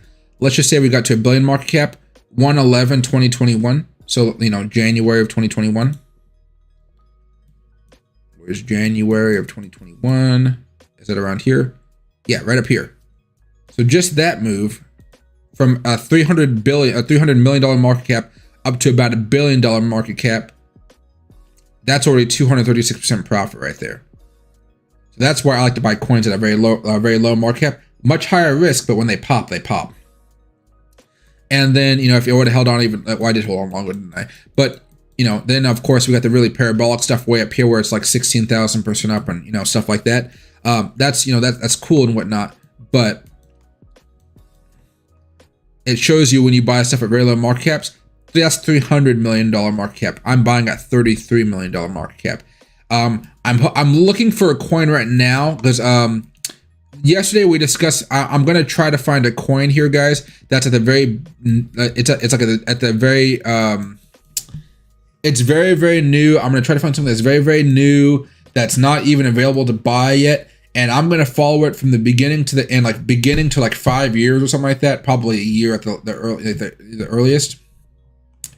And then I'm gonna buy some of it, and I'm just gonna hold on to it, and I'm gonna buy it at the ground level, probably pre-IPO if I can find one pre-IPO, or IPO, whatever you want to say. Yeah, pre-IPO, yeah, pre-sale, I think they call it.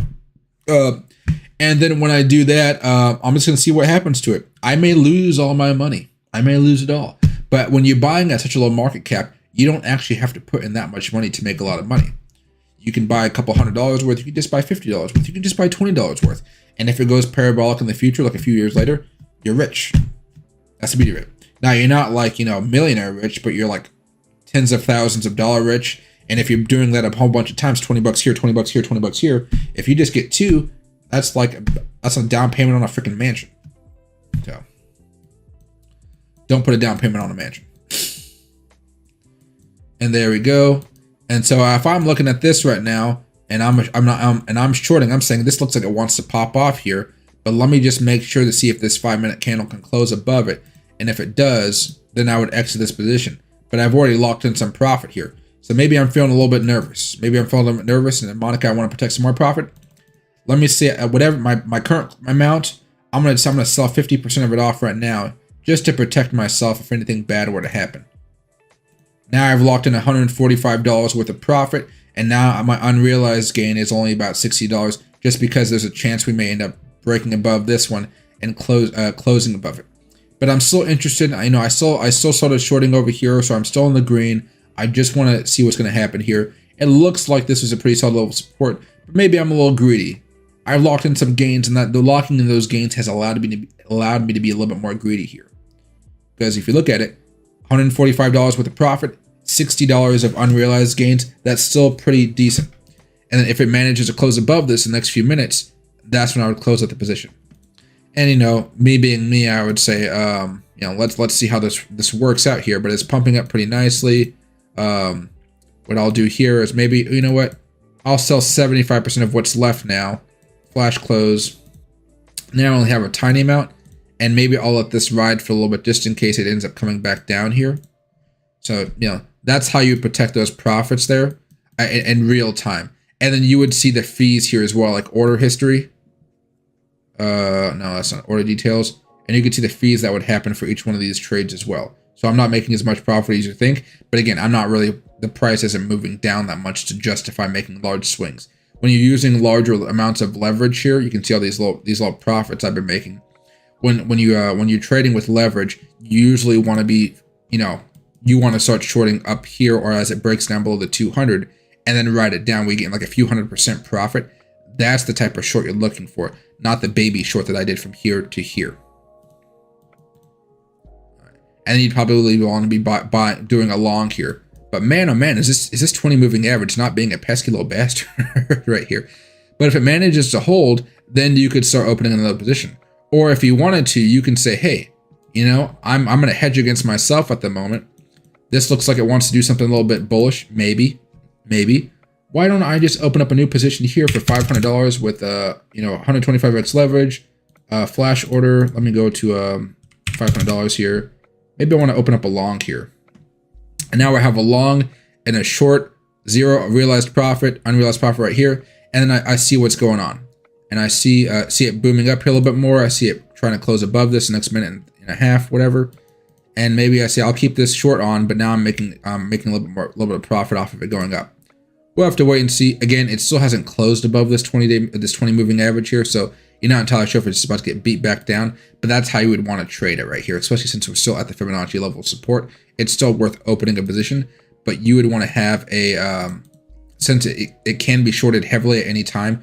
You do want to have some type of take profit or a stop loss here, just in case something really crazy happened.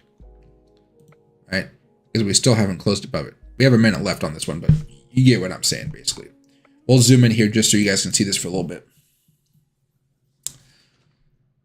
Hey, Ghost, are you buying? Oh my gosh.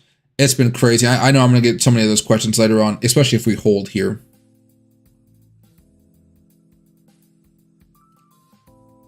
Let's see.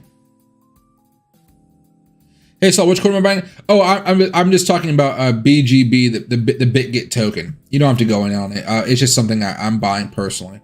BitTorrent, yeah, I can do a quick show on what BitTorrent is doing here. It broke down. It looks like it's still coming down. It tried to get back above that trend line here, and it did not. So I can say that BitTorrent looks like a little bit weak. It looks like BitTorrent wants to come down here, unless Bitcoin gets some massive surge out of nowhere. That can help it. But just going off of BitTorrent's own trend line right here, it looks like it wants to come down. And then on top of that, you have this new trend line coming up here. You'd want to be buying BitTorrent if it breaks this line now. You probably don't want to be touching this at the moment. Or if you wanted to sell some of yours off in anticipation of a dip or something like that, you can definitely do that. So you can accumulate more BitTorrent down here, or you can just sell, take your profits if you bought like anywhere down here, and then move on to a different play, depending on what type of strategy you guys have for it. I'm still holding mine, of course. Back here, 5 there.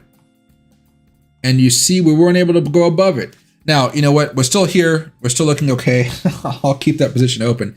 But you can see how you got to really make sure before you open that long position that you wanted to close above this moving average here. That's really what big thing. Oops. My dog is sleeping between my legs down here. I'm sorry, boy. I didn't mean to step on a little toe. So it still looks okay, but you guys get what I'm saying. You want to make sure that this closes above it. And now you see right here, it's getting a little bit of volume, but you can see there's a little bit of a wall up here. Oh, let's see.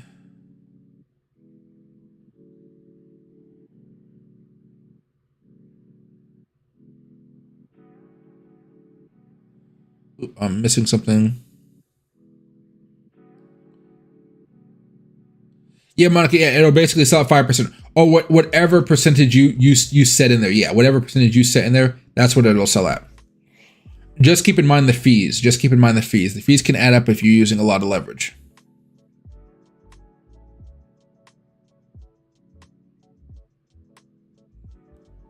Let's see. Hey, Tony, happy to see you back, my man.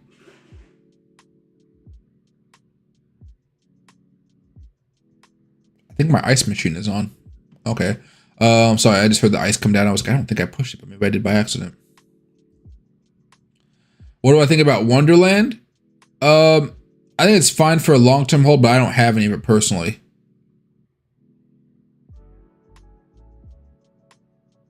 The push. Do not use your profits for down payment on a mansion. Let's see.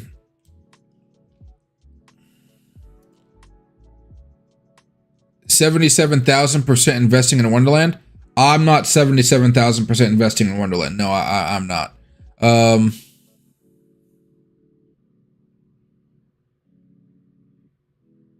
Hey, Delilah, Crow's not looking too good at the moment. If you wanted to buy, you're going to be hoping that Bitcoin can hold these Fibonacci levels here and down here. That's why you'd be buying Crow at this moment in time. And man, oh man, is this 20 just being a pain in the butt at the moment. I mean, normally, guys, this would have popped off here and then continue to grind up and try to get back up here to 60,000, but it's getting pushed down. That doesn't mean it's not going to pop off. It just means it's a little heavier than you would think it is.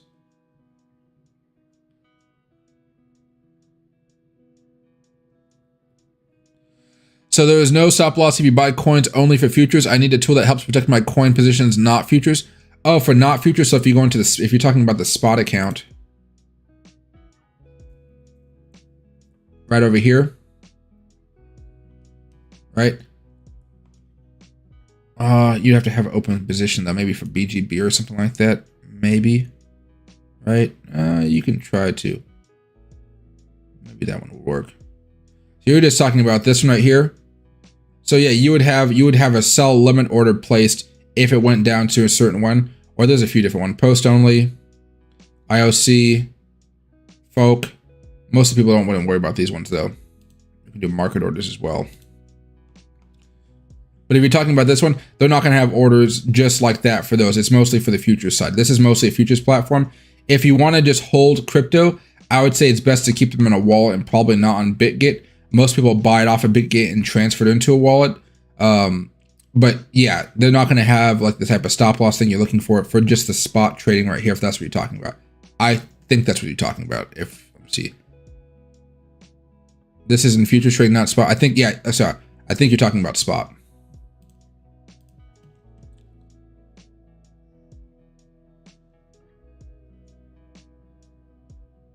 Hey, Brandon, yeah, if you want to hold Bitcoin for years and years, definitely worth buying right now. And you can see how it popped right there. There you go. Okay. So now seeing that, and it looks like it wants to close, I'd go over here to my demo account, and I'd be like, okay. Now the short is only 10% up. Let me close the rest of this position out. It's been a good ride. Let's close that sucker out. There you go. Now I locked in all those profits. Now I'm in this long position. I only have $20 of realized gains, but now we can see if we can go any higher or not. You know, and then we'd be very careful about what's happening here. And then, you know, we'd see how this runs up. And, you know, maybe if I'm buying, if I bought the long right here, maybe I have a price target of 59,950, something around here.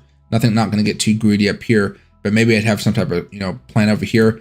Otherwise, if I'm looking at this, I say, you know, if this turns back to negative, I'll just sell, take a loss. And the loss wouldn't be the unrealized profits here. I wouldn't lose any money there. I'd be losing my money on the fees that it took to open and close the same position.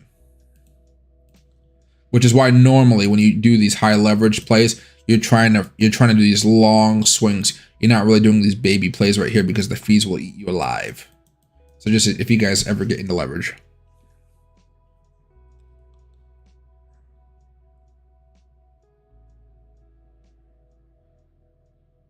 Hey, chef, I use my profits to buy a sandwich. Sometimes I even get the meal. There you go. Hey, Brightest, I have 100 mana. I bought too high. My wife has put her foot down and I can't buy crypto after 3 a.m. Oh, man. Okay, well, don't worry. You're going to be fine. There's always going to be another opportunity to trade. Just wait till the morning time. And happy to see you, Secret Fish. Hey, man, what do you think about Gala? It's more of something I'd be day trading right now. I wouldn't be holding on to it too much. I mean, it's had a really nice run. Everybody's really been enjoying it. It can definitely go up further, but I'm mostly looking forward to day trading it here. It just looks like if you're buying right now, though, you're buying at a FOMO level at the moment. That you have that fear of missing out. You know, I would have preferred to buy it low, sell it high type of thing. You're gonna buy it really high and sell it even higher, which you're still making money. But you know, I don't like to trade stuff like that personally, so it's fine if you want to buy some, but I'd stick to day trading it. And it's volatile enough where you actually don't have to use leverage. Hey Tanner, you ever hear or use the 3 commas? I have not heard of that. What is that? And maybe I should. I don't know. If it's something I need to learn, I'll definitely take some time to learn it.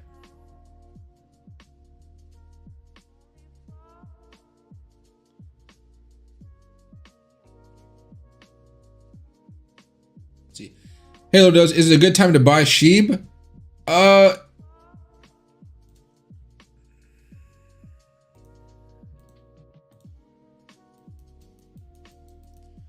It broke down. It looks like it wants to come down even more. I'd say be careful. This looks like it wants to retest this level of support down here at 0.000043 level about, which would be a loss of about like 9%. So I'd say be careful about SHIB for the moment. Let's see how it looks on the 5-minute, just so you can see that. Yeah, it's trying to hold on to support right here. So if you wanted to take a small position, you could. Those, yeah, you could if you wanted to down here. Personally, SHIB's not too attractive to me at the moment. But yeah, you could start buying right here. It would take a while for this to finally curl back up, but that's the play you'd be looking for at the moment. And you would have a stop loss around here at 0.00004347 or abouts there. Or if you could do the Fibonacci level, maybe that'll be a little bit more an accurate low point there. There we are.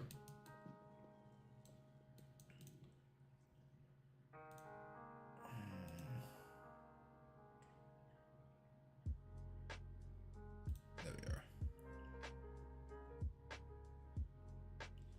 Hey, Brandon, just not trade when drunk. Oh my gosh. That can definitely be a fun time. I gamble when I'm drunk, so don't worry. I gamble when I'm drunk. Hey, Dilla, have a great rest of your night. I sold all my coins in Coinbase, only that app. I'm trying to get back in on all the coins I had. Should I keep waiting for it to dip and buy back in? This is a buying zone for crypto at the moment. Just be careful because we could always dip down below these Fibonacci levels. But this is a buying zone at the moment. It's at the high point of the buying zone, but it is a buying zone right here. So.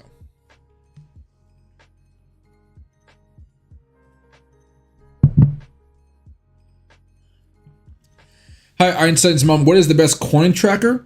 If you're just trying to look at a whole bunch of coins, coinmarketcap.com is one of my favorites. There's also CoinGecko, which is another one. You can keep track of lots of coins there. Those are some things that I like. Otherwise, you're going to make an actual watch list on your favorite exchange to kind of keep track of the coins that you care most about. You okay, boy? You woke up from a nap. I think you might have to use the bathroom, but we'll see. There you go, boy. All right, let me see. Hey, Third Eye, you can buy some VGX if you want to, guys. This is the buying zone for crypto at the moment. We're just waiting to see if this Fibonacci levels hold. So since you guys are buying at support, you guys just have to be aware that we are at support. And if we break support, you guys have to either hold on to the coins as they go down or sell them and look to buy back out and take a small loss.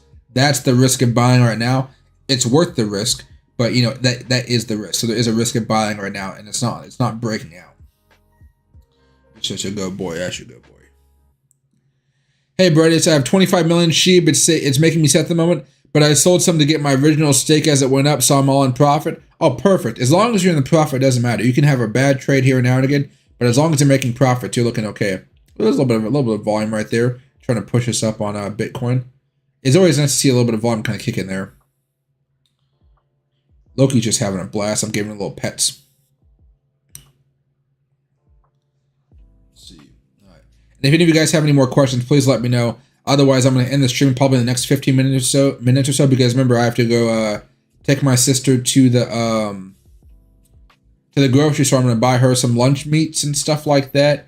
And then I'm also going to buy my mom some eggs and milk. My mom specifically told me, don't forget to buy eggs and milk. And I'm like, okay, because otherwise I really would forget. I don't know what I'm going to do with you, Loki, though. No biting. Hey, no biting. No biting. Hey. Don't bite. You get rubs if you don't bite. There you go. So, yeah. Let me know if you guys have any more questions. There you go. But so far, so good, guys.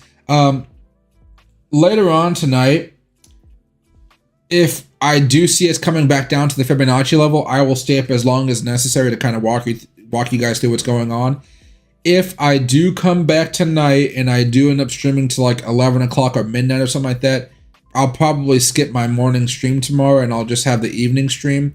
Mostly because all this Fibonacci talk and all of us testing on these Fibonacci levels, I have not been getting much sleep recently. With that, as well as drinking tea at night, which doesn't give me much sleep in the first place. So I may take the morning stream off here just to get a little bit of shut-eye and relax. Let's see what's going on here. There we are. Hey, Chef, my cat call got me all sad. It expires 12/23 and still hasn't popped. I would be patient with it if it has that long of an expiration time. The one thing I've been worried about is not cat. It's been John Deere. John Deere, you know, John Deere's been, the workers have been striking for like over a month now. So it is messing up the production just a little bit here. My thing about it is, I'm kind of with the union on this one, guys. I'm hoping they can get it resolved pretty fast. The freaking CEO got 160% raise. That would tick me off if I was an employee and they weren't giving me a raise. But so I'm waiting to see how that will affect the John Deere stock here. It looks like it hasn't affected it too much as of yet, but I'm waiting to see if it will affect it in the future, because that's a lot of workers to piss off at once. Hey, Travis. Yeah, there's a big difference here. Excuse me. Oh, my bad, dude. Let me see if I can find it right here. Okay. Does it not have it?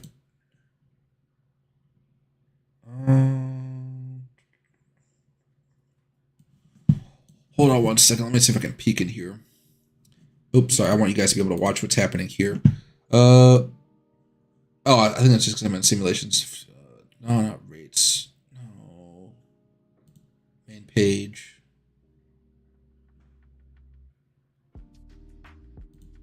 UST, there we go.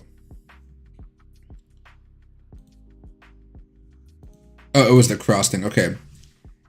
So under cross margin mode, that utilizes the full amount of funds and the available balance to avoid liquidation. Any realized profit loss from other positions can be in aid of adding margin to a losing position. So let's say you have $1,000 and you open a position for like $1,000 position. So, right? Well, let's say you have $10,000 and you open a $1,000 position. Okay. If your position goes down 100%, it will not liquidate. They will not shut down your position for you if you use leverage. What they'll do is they'll start subtracting money from your overall balance to cover the losses in that one position. If you do the isolated margin mode, which is much safer, isolated is much safer.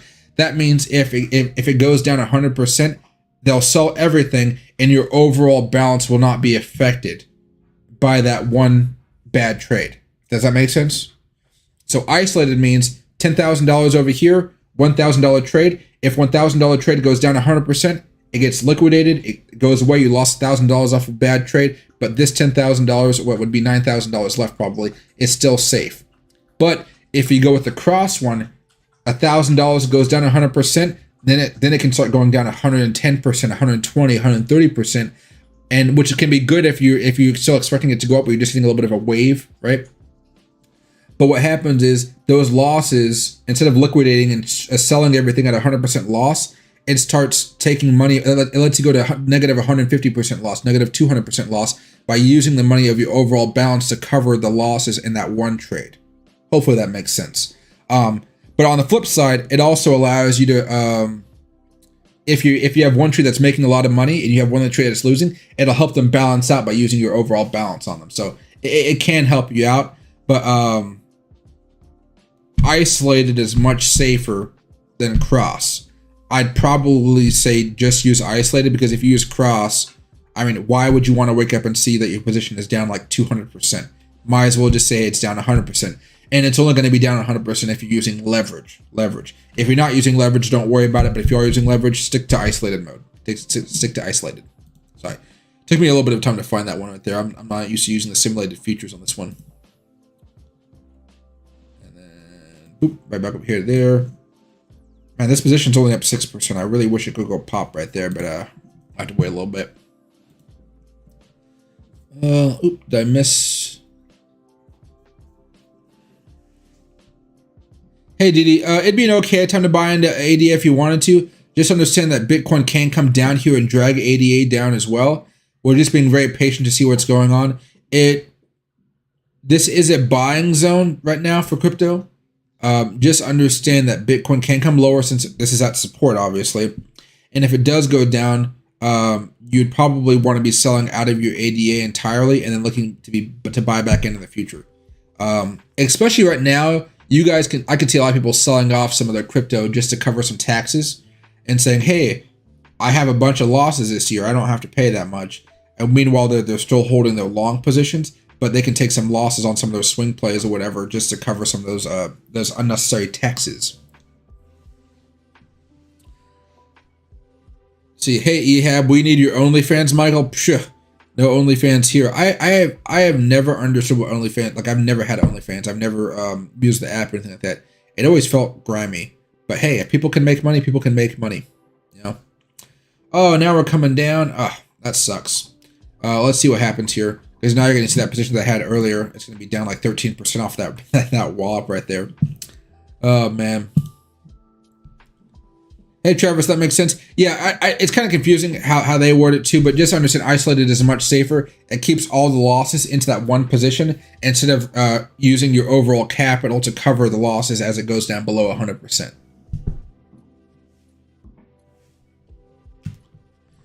Hey, Anand, Algo's being pumped up. You could definitely hop on the train if you wanted to. Just be a little bit careful with it. It is, it is getting a little bit of FOMO territory now. Let me see what it's right here.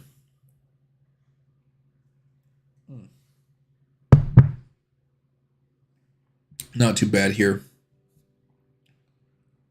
Yeah,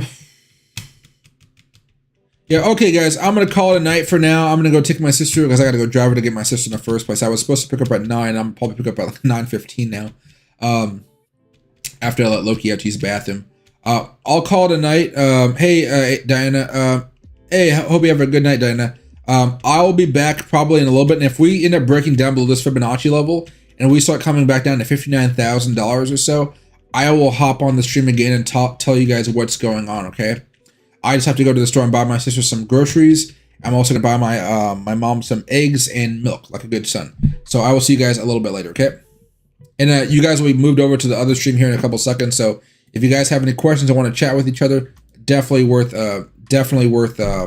hopping on over there. And hopefully this will continue to go up here. It's holding on to the 20 barely. Yeah. All right. See you guys in a little bit potentially. I don't want to see you guys later on tonight because that means Bitcoin would have gone down below 59,000, which would be very sad and very terrifying, but also very fun because we're going to see a lot of volatility if that does happen. All right, everybody, have a great night and have a good conversation over on the other stream.